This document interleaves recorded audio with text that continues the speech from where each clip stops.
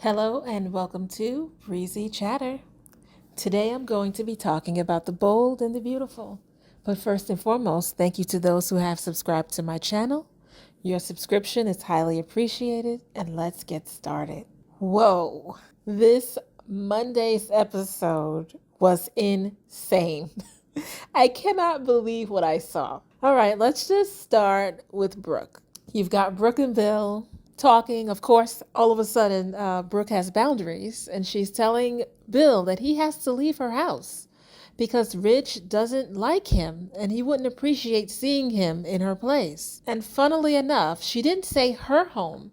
She said our home, meaning her home with Ridge. I know you all can remember when she kept reminding Ridge that that house was her house and it was her decision to allow Deacon to come in and out without any boundaries. And now that Ridge has dumped her, all of a sudden, she's telling Bill that he can't be in her house. Now she understands boundaries. And who comes waltzing in? Liam. And of course, he wants to know what's going on. And they quickly fill him in, let him know that she's been dumped by Ridge. And Liam does ask his father to leave to give Brooke some space. And he's there and he's trying his best to console Brooke, but she just wants to be left alone. So she tells Liam to leave, but he can't help but notice her mini bar. He reluctantly leaves. And of course, she starts looking over there at the bottles. And she opens a bottle and she pours herself a drink.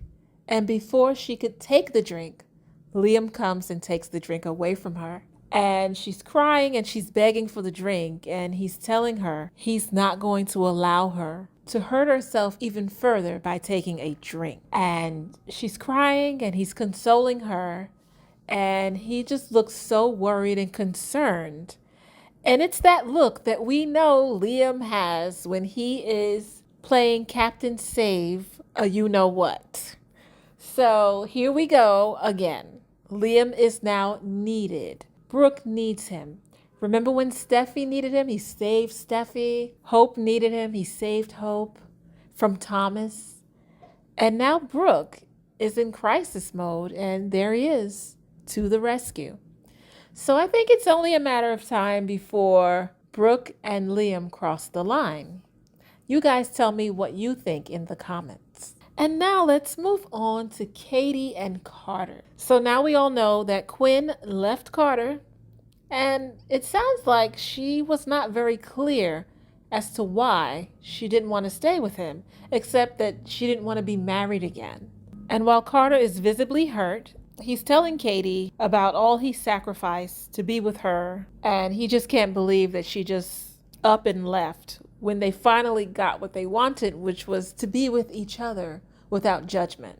And of course, Katie, she's comforting. She tells Carter that he's too good for Quinn, and she's glad that Quinn is gone. And she also told him that there are other women out there who value him. And he had to ask her, women like who? And right on cue, she jumped him. They were kissing, and Katie and Carter more than likely are going to have some sort of a relationship. I don't know if it's going to be friends with benefits, but clearly they are headed in that direction. Hopefully it'll be something of more substance, but we'll have to wait and see what happens. And last but certainly not least, I have to talk about Thomas and Hope. Of course, Hope overhears Thomas talking about how his parents are together, and he does break the news to Hope. He tells her that his father told her mother that he does not want to be with her anymore, and he's telling Hope that he always knew that his parents were made for each other.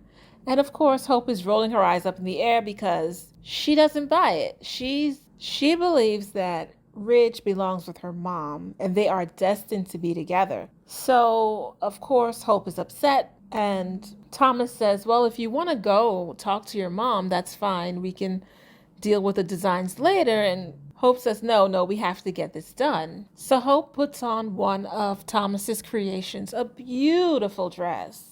Beautiful, very elegant. And he was doing what he does as a designer, looking at it, making sure every stitch is in the right place. And he's telling her that she's beautiful. It fits her so well. And he's touching her because he has to lay hands on the dress. So he's touching her, and Hope looks like she needs to be hosed down, okay?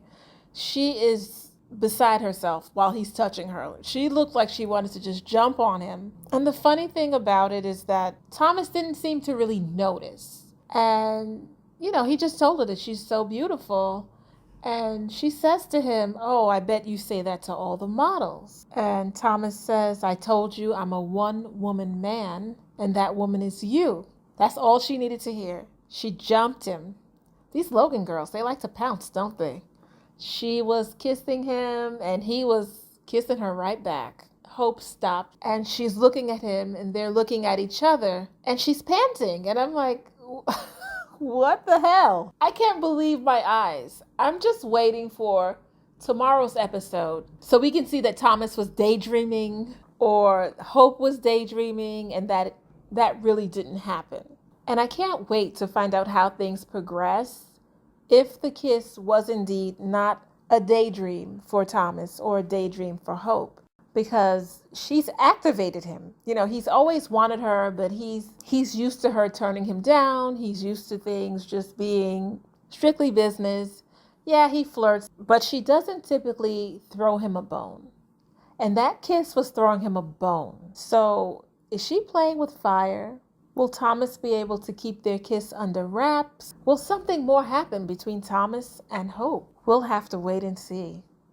But boy, oh boy, this episode was super juicy. And I cannot wait to find out what happens next. And that is my commentary. If you liked it, hit like, subscribe, and leave comments. Thank you for your time. Until next time, ta-ta.